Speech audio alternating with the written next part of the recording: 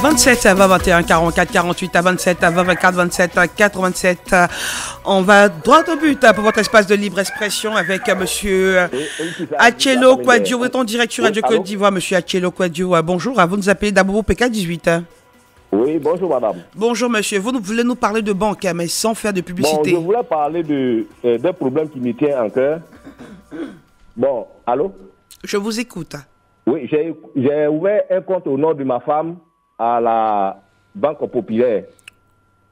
Et après l'ouverture du compte, on a épargné. Bon, j'avais un montant un peu consistant là-bas, où un jour j'étais allé pour faire un dépôt. Et le gérant de la banque m'a approché, me dit, bon, avec cette somme que j'ai, allô? Je vous écoute, monsieur Achille. Avec cette somme que j'ai, je pouvais souscrire à un produit qui est au niveau de la banque, qui va me permettre d'avoir encore plus d'épargne. Mais ce produit est sur 3 ans. Et quand j'ai dit, bon, d'accord, j'ai vu le projet, j'ai dit, bon, d'accord, je m'adhère à ça. Et j'ai souscrit au produit. Après les 3 ans, j'ai déposé, qu'on appelle une demande pour pouvoir bénéficier des fonds que je devais avoir, c'est-à-dire mon capital plus l'intérêt qu'on devait me donner. Et ils m'ont dit, bon, d'accord, il n'y a pas de problème. Après avoir déposé la lettre, jusqu'à la date d'aujourd'hui, je n'ai pas encore été payé. Ils m'ont appelé une fois pour dire que on doit me verser une partie. J'ai dit, mais ce n'est pas ce qui a été dit dans le contrat. Et dans le contrat même, ça n'a même pas été expliqué dedans. On m'appelle, on me dit non, que bon, c'est une partie que vous allez avoir parce que bon, l'autre partie, on a donné à la bénédiction que c'est eux qui ont pris l'argent pour travailler. Et je vais voir qu'on appelle le service juridique. On me dit non, allez-y, va déposer une demande auprès de la BENI, que c'est la BENI qui doit te rembourser. Je dis, mais moi, je n'ai pas de contrat avec la BENI. Monsieur Achello. Comment vous m'orientez vers la BENI? Monsieur. Que là, je ne peux pas comprendre. Allô? Et là, ils vont me dire encore, il y a Sounou Assurance aussi qui a payé une partie. La partie que vous avez reçue, c'est Sounou Assurance qui a payé. Et que l'autre partie, vous devez avoir ça, mais attendez, patientez. Et aujourd'hui, ça fait près de 6 ans que je suis dans ce problème. Je n'arrive pas à avoir mon argent pour scolariser mes enfants. J'ai même écrit 2 fois encore pour leur dire que... Monsieur Achello Kouadio, c'est une communication, hein, j'aimerais bien que vous m'écoutiez également. Oui. Vous avez une copie du contrat? J'ai tout sur moi. Calmez-vous, monsieur Achello Kouadio. Attachez-vous les services d'un homme de droit spécialiste, bien sûr, qui va s'occuper de votre dossier. Oui. D'accord. Parce que vous n'avez peut-être pas bien lu. Monsieur Achello, oui. La solution se trouve voilà, au niveau de la banque. Attachez-vous les services d'un homme de droit. Vous verrez que ça ira vite. J'ai fait tout ça, là, madame. Monsieur Achello. J'ai tout fait, je n'ai plus de solution même. Oui. On vous a bien compris. Merci, excellente journée. D'accord. Allez, 27, 20, 21, 44, 48 à 27, à 20, 24, 27, à 87. Nous vous demandons d'aller droit au but quand vous appelez pour permettre à un bon nombre de personnes de pouvoir intervenir. Alors, monsieur Yeo Bagué Moussa. Bonjour, madame. Bonjour, monsieur. Vous nous appelez de la Sacro. Ouais, c'est Agnès Sué. Ça fait 3-4 ans qu'on appelle concernant la route là. Je vous dis qu'aujourd'hui, la route d'Agnès Sué à Sacro, en tout cas, on n'a plus de route. Oh là là. La route est coupée et puis il y a un coin même, en tout cas, les camions même s'enfoncent. Ça fait que la route, en tout cas, on ne peut rien faire, on ne peut rien faire. Où je vous parle aujourd'hui, à l'heure actuelle, il y a un opérateur économique, vraiment, je ne dirais pas son nom, quand on le salue au passage, c'est qu'il nous a fait du bien pour venir remplir le coin là d'abord pour qu'on peut passer. Sinon, madame, je vous dis qu'en tout cas, aujourd'hui, le conseil régional, ils ont oublié à Sacro. D'accord, donc la route crée des accidents. La route là. En Bravo, j'ai indiqué en Côte d'Ivoire, il y a plus de mauvaises routes que ça là encore. Donc je demande pardon au conseil régional d'Apengourou. Et les autorités n'ont pas, les compétents, ils n'ont pas nous aider. Vraiment, s'il y a une malade gravement que tu vas à l'hôpital d'Assagro, on te dit, va à Niasué, pour mieux que tu restes à la maison, tu vas mourir, c'est tout. Voilà, madame, c'est ce que je vous dis. D'accord, donc vous dénoncez aujourd'hui l'état de la route. Le ministre de l'Équipement et de l'Entretien routier est bien interpellé, hein, monsieur Amide Kofi Kwakwale. Merci à vous, monsieur Yeo Bagué Moussa. Traoré Bassina. Bonjour, madame. Bonjour, vous nous appelez de Port-Boué. Effectivement. Nous vous écoutons. Mais je voulais parler de chez moi. Toujours ces mêmes routes-là. Chez vous, c'est où? Mon nom, c'est Dabakala. Ok. précisément dans mon village natal Wendene. Du Dabaka, soit c'est moi Wendene. Évidemment, madame, il n'y a pas de route. C'est tellement dangereux. Donc, de chez moi, Wendene jusqu'à Koumoué. Vous savez, entièrement, la Koumoué, tellement que c'est débordé là. Parce que la saison de pluie. Donc, c'est débordé jusqu'à Bac qui était dessus, Bac là est gâté. Donc, vraiment, nous-mêmes, on ne sait pas comment on va faire. La population souffre. Où ils ont du mal à faire sortir leurs marchandises. D'accord, les produits. Ok. Vraiment, c'est très grave. Du Bac là, jusqu'à Koumou, jusqu'à Bouna, jusqu'à Nachia, madame, il n'y a pas de route. Donc, la population, ils ne savent même pas comment il faut faire sortir leurs marchandises. C'est ce que je dis toujours là. Quand un cas qui vit à Boaké, un autre qui est à Bouna, soit à Nachia, il vient garer au bord. Et il fait des champs des passagers. Lui, là, c'est là, il descend, il prend pirogue, il traverse. Donc la route serait dégradée là-bas au niveau du Dabakala. Effectivement. D'accord, M. Traoré Bassina, votre message est passé. Allez, merci beaucoup, excellente journée. Direction Touba, précisément à Madina, Soumaoro Tiemoko. Bonjour, Madame Rachel. Oui, bonjour, M. Soumaoro. Vous voulez nous parler de route, hein, comme on le dit, la route précède le développement. Nous vous écoutons. Oui, Madame Rachel. C'est la route qui nous reste dans la localité pour aller à Séguéla. Le pont est coupé. Plus que 5 mois.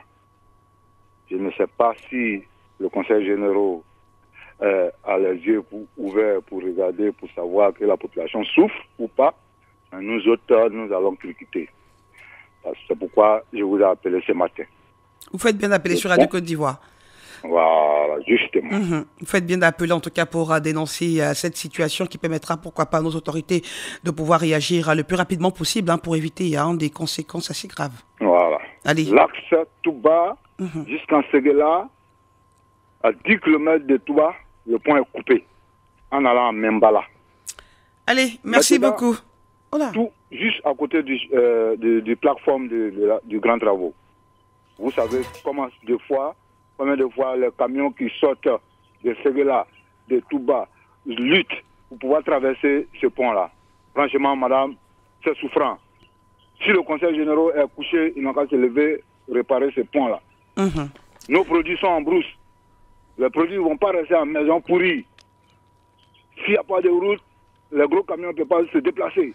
Je l'ai dit, dès l'entame de nos propos, bien sûr, la route précède le développement. Un autre intervenant, lui, c'est Kwasi Blaise, qui nous appelle de Boisflé. Bonjour. Bonjour, madame. Alors, monsieur Kwasi Blaise, nous vous écoutons.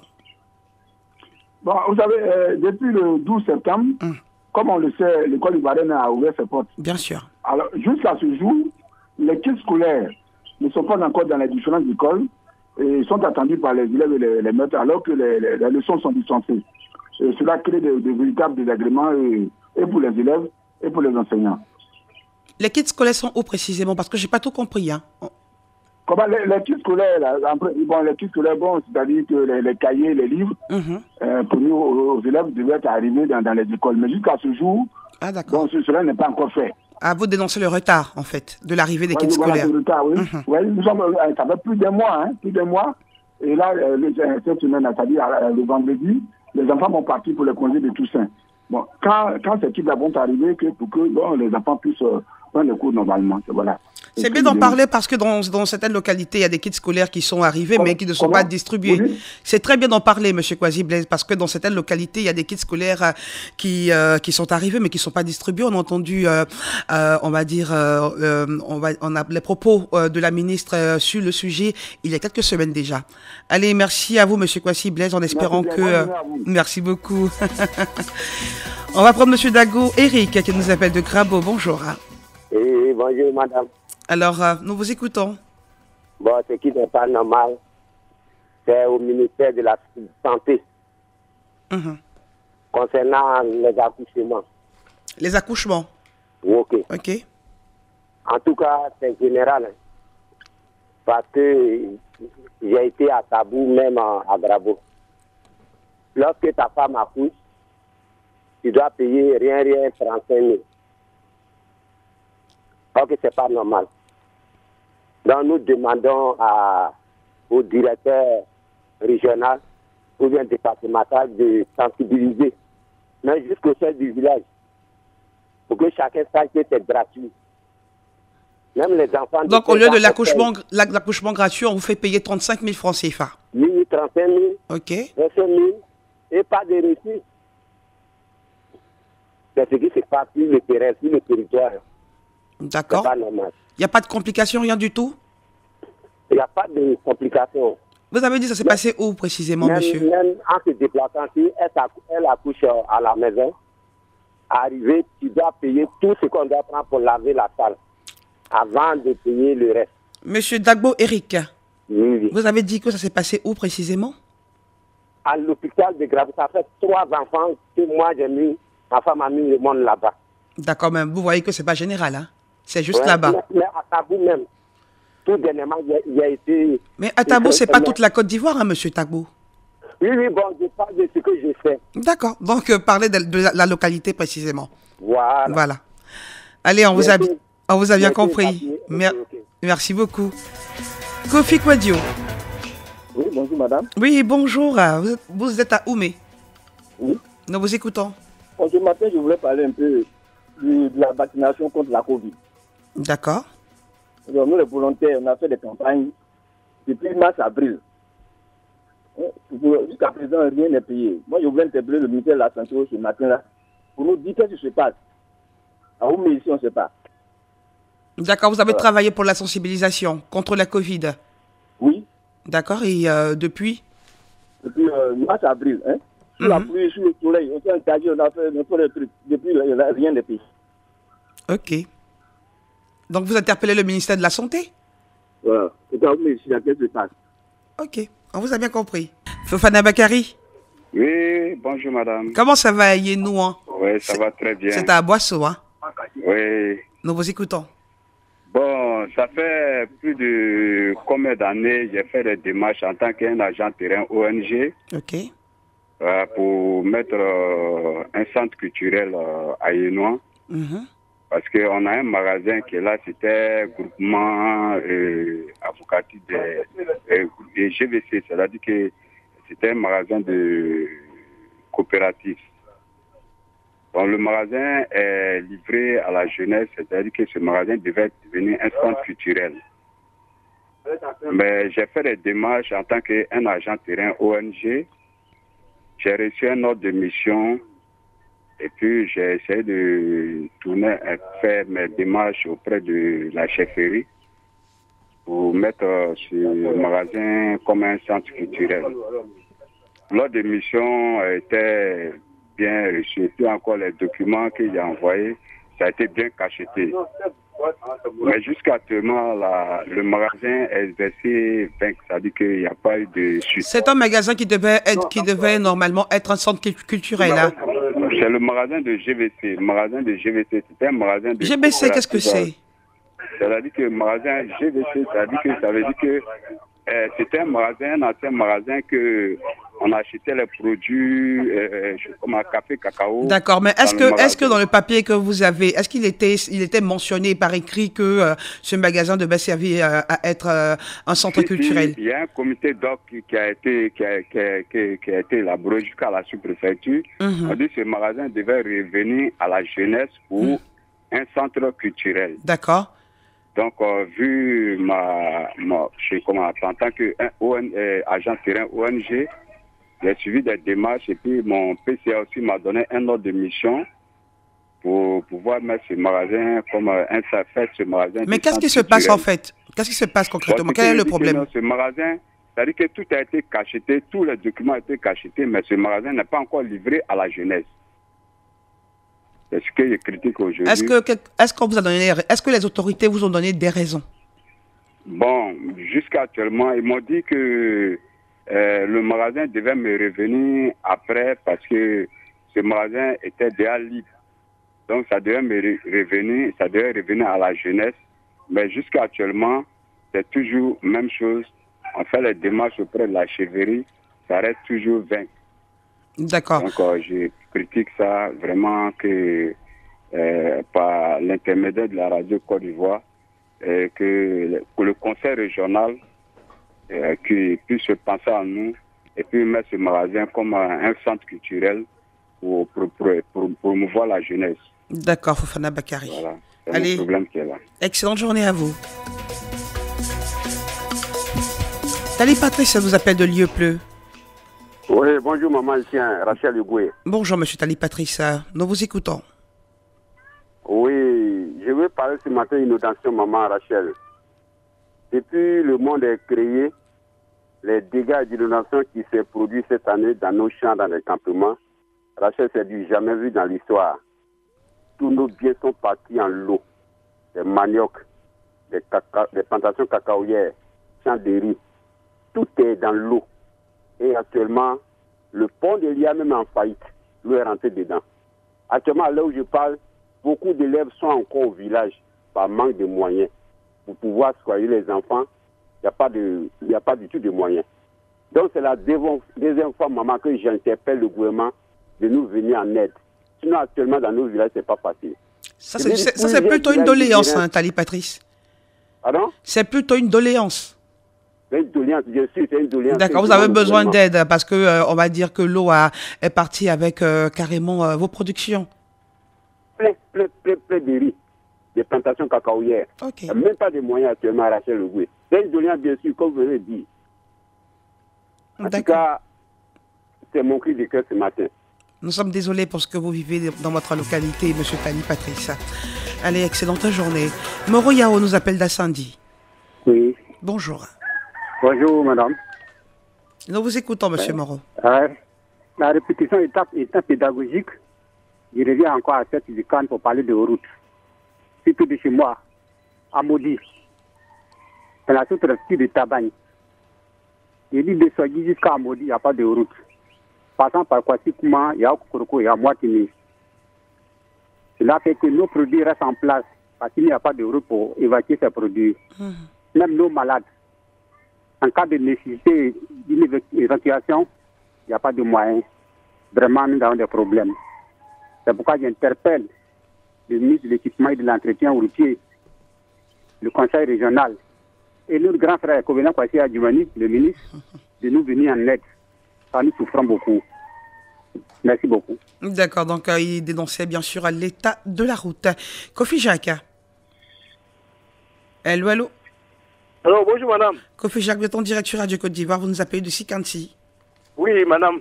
Nous vous écoutons. Oui, je suis un retraité de la Ségrae. Ok. J'étais allé me soigner à l'hôpital de Sikansi. L'agent qui devait me recevoir me dit que je n'ai pas cotisé pendant 5 mois. Je lui ai dit, monsieur, moi, on me prélève à la source. Comment est-ce que je peux ne pas cotiser? Bon, après, il me dit, non, mais même si tu as causé à Sikansi, on ne peut pas te servir. Bon, madame, voilà mon coup de cœur. Quand il parle de cotisation, c'est relatif à la couverture maladie universelle? Voilà. Ok. C'est prélevé directement à la source. D'accord, et il vous dit que vous n'avez pas cotisé pendant 5 mois. Pendant 5 mois. Okay. Alors moi, je lui ai dit que moi, ce n'est pas quelque chose que je paie à main à main. C'est direct. Bon, moi, ce que vous me dites là, qu'est-ce que je peux faire? Et il me dit encore, même si c'est chose, à Sikansi, il n'y a pas de pharmacie, il peut quand même prendre les bons. Bon, j'étais obligé de faire avec. C'est pour ça que j'interviens ce matin.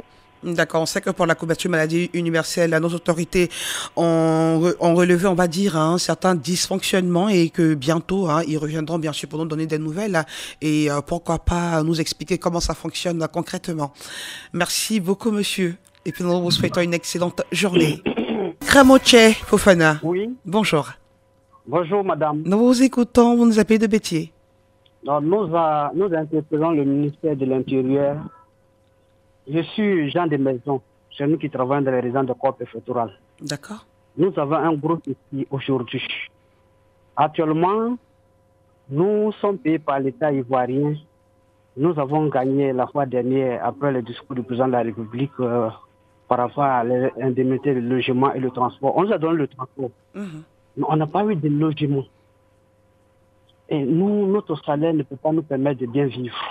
Pourtant, nous sommes payés. Nous travaillons dans les résidences des autorités de Côte d'Ivoire. Notre condition est très difficile. Le ministère de l'Intérieur est au courant comment nous sommes payés. Il faut payer de location, il faut payer courant, il faut payer l'eau, il faut scolaariser les enfants. Et puis, il faut aller travailler dans les résidences pour pouvoir vraiment faire ton travail correctement. Vous voyez, c'est difficile. Bon, nous sommes passés par tous les moyens. On est passé par la grève, on est passé par la presse écrite, on est passé par les médias, mais rien ne change. Nous sommes beaucoup frustrés.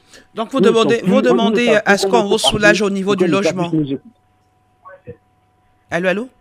Donc nous lançons un appel à l'État maintenant pour qu'il puisse vraiment nous écouter. On souffre, hein. Plus de 3000 personnes qui sont à la disposition de corps pour payer par l'État ivoirien. Ok, donc je demande, aujourd'hui, ce que vous demandez, c'est qu'on vous soulage au niveau du logement. Qu'on vous verse une indemnité. Voilà, logement. On veut logement actuellement. Et notre condition soit un peu meilleure. Ok. Qu'on puisse vraiment servir ces autorités là bien. Mais tu au travail, tu n'as pas l'aise. Tu n'arrives pas à finir ta maison. Tu n'as pas bien mangé. Monsieur Kamocha, les problèmes sont à tous les niveaux. Hein? Pardon? Les problèmes sont à tous les niveaux. Mais il faut voir par rapport à logement. D'accord. Sinon, les problèmes sont à tous les niveaux. Hein. Je vous comprends très bien. Allez, merci beaucoup. André Paul nous appelle de Sekassou. Bonjour. Oui, bonjour, maman Michel. Alors, nous vous écoutons, monsieur André. Oui, je vais parler du problème de route. Ok. Mon village s'appelle Sofé Diou. Et un autre village s'appelle Zedek-Mabo, du côté de Doumi. Mais entre deux villages, il n'y a plus de route même. La route est complètement gâtée. Donc, on ne peut pas circuler. Donc, je demande à l'État de venir placer cette route. Ils sont venus regarder 2 fois. Mais actuellement, il n'y a pas de travaux. D'accord. Ils sont venus regarder, vous avez eu un peu d'espoir, hein? C'est ça? Voilà, 2 fois. D'accord, monsieur André Paul. La distance, c'est 3 km. Mais les voitures ne peuvent pas aller là-bas.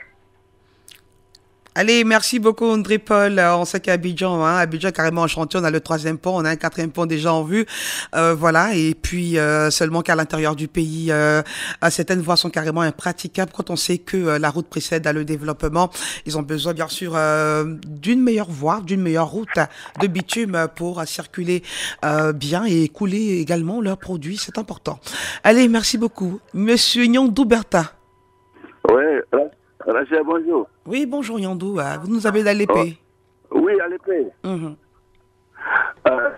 Ce matin-là, je viens parler de l'assaut des ports. Ok. Alors, l'assaut des ports a autorisé les exploitants forestiers à rentrer dans les plantations de nos parents pour aller couper des arbres. Et là, ils sont en train de dévasser toutes les plantations de nos parents à Zikisso, dans la région de Zikisso. Monsieur Nyandou. On trouve que c'est pas normal. C'est pas normal qu'au moment où le ministre des eaux ferait ses bas pour qu'on puisse faire le reboisement, eux, ils rentrent dans les plantations. Mais monsieur Nyandou Bertin, monsieur Nyandou Bertin, est-ce que vos propos sont avérés? Vous indexez automatiquement l'assaut d'effort. Est-ce que vous avez les preuves que c'est l'assaut d'effort qui abat les arbres de vos parents, les champs de vos parents? Madame, ils nous ont produit un document qui dit qu'ils ont une autorisation d'assaut d'effort. D'accord. Voilà, je ne peux pas dire ce que je ne peux pas, je ne connais pas. Mais moi, je pose des questions pour pouvoir vous comprendre. On ne se dispute pas, monsieur Nyandou. C'est avéré. D'accord. Actuellement, on a pris toutes les dispositions. Nous aussi, on allait voir même à l'assaut d'effort, on allait au ministère des eaux, forêts, tout ça, pour qu'ils arrêtent ce travail-là. Et qu'est-ce qu'ils vous disent là-bas? Ils ont dit qu'ils vont les dire de suspendre pour le moment les travaux. Et qu'ils vont chercher à comprendre pourquoi ils sont dans les plantations de nos parents. Ben voilà. Et ça, c'est pas normal. Voilà. Mais vous avez suivi la bonne voie alors, donc ils vont faire la lumière très rapidement sur ce problème. Voilà, c'est ce qu'on attend de ces madame. D'accord. Voilà. Mais vraiment, je demande pardon à ces exploitants forestiers de ne pas affamer nos parents. Voilà, c'est pas normal. Merci beaucoup, Nyandou Bertin. Monsieur Isidore Kwame. Oui, bonjour, madame. Bonjour, vous nous appelez de Divo. Oui, capitale de l'Aude d'Ivoire. Nous vous écoutons. Oui, madame, ma préoccupation ce matin encore, il s'agit de mon village Bokasso. Il y a besoin d'un centre de santé pour une population environ 3000 habitants. Voilà pourquoi ce matin encore, je demande pardon à notre président de la République, son excellent M. Alassane Ouattara, dans son programme social du gouvernement qui a hauteur de 3000 milliards. Le projet santé urbain pour le village de Bokasso, qui est situé de la sous-préfecture d'Iré, dans le canton d'Ego, qui est une sous-préfecture. Vraiment, ça ferait du bien à la population de Bokasso. Depuis 1960, il n'y a pas un centre de santé. On va à 7 km pour se faire soigner. C'est pas bien, c'est pas normal. Je ne grogne pas contre l'autorité. Je me mets à genoux pour demander pardon au nom de la population de Bokasso. Quand on dit Bokasso, c'est la cohésion sociale. Vivre ensemble, c'est dans la paix. C'est ça ce qu'est Bokasso, le village de Bokasso. Je vous remercie de bénir la Côte d'Ivoire. Allez, merci beaucoup, Isidore Kwame. Il a besoin de centre de santé à Bokasso, comme nous le disait il y a quelques instants. Merci à tous. Allez, à demain pour un autre numéro. C'était C'est pas normal.